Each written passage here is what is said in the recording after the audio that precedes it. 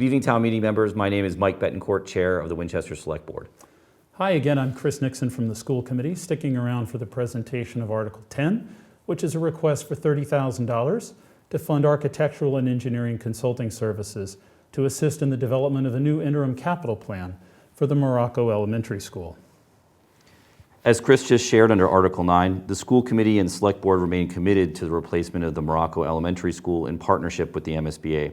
However, with the news in December that Lynch was invited into the eligibility period, the school committee has seen the need to pivot towards an interim capital plan for Muraco.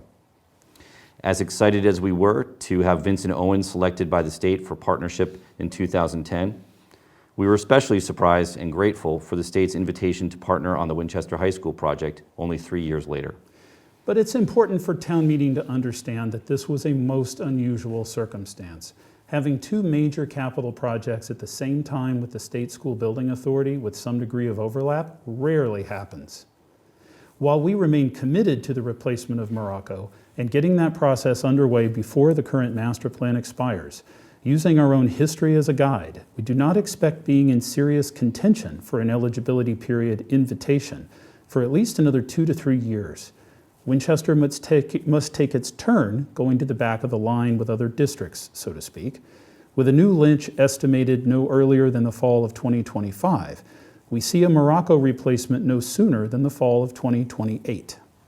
If the long-term plan is a replacement some 8 years away, we must now look more carefully at a focused interim capital plan for the physical plant today, one that recommends high-value, smart investments to sustain the school's spaces and systems to a reasonably planned point of replacement. As Mr. Nixon noted under Article 9, the town's VFA facilities database projects nearly $20 million in renewal and replacement costs at Muraco in the next 10 years. And since our VFA tool is not designed with an end-of-use concept for facilities, the school committee wishes to take a look at this helpful information from a slightly different point of view. Systems and building components recommended for replacement because of their age must be reevaluated to consider their actual present-day condition and remaining useful life.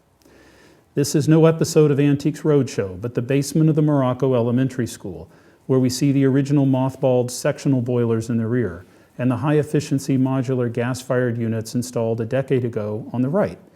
This was a targeted system upgrade at the time, but what other building systems need renewal or replacement to reliably serve Muraco for another 8 years or even a decade more?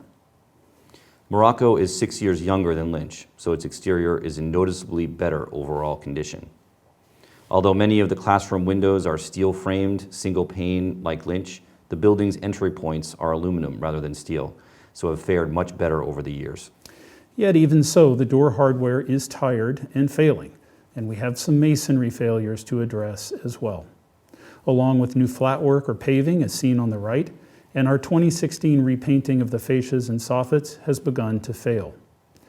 Beyond some of these more obvious areas of concern, the question is, what else needs to be done that may not jump out at us? What fans are near failure? What pipes and fittings need urgent replacement? And so on. The goal is to invest what is needed now to ensure Muraco can provide a quality learning environment through the remainder of its anticipated life, avoiding major costly repairs shortly before its replacement.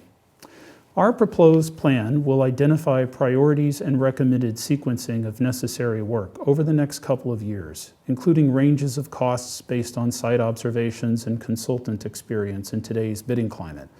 No architectural or engineering drawings are required, as this is not a design exercise, but rather a written report to help prepare the school committee for capital project submissions through the usual process beginning later this summer, and perhaps a follow-up to fall town meeting, should a larger project be necessary in FY22 or shortly thereafter.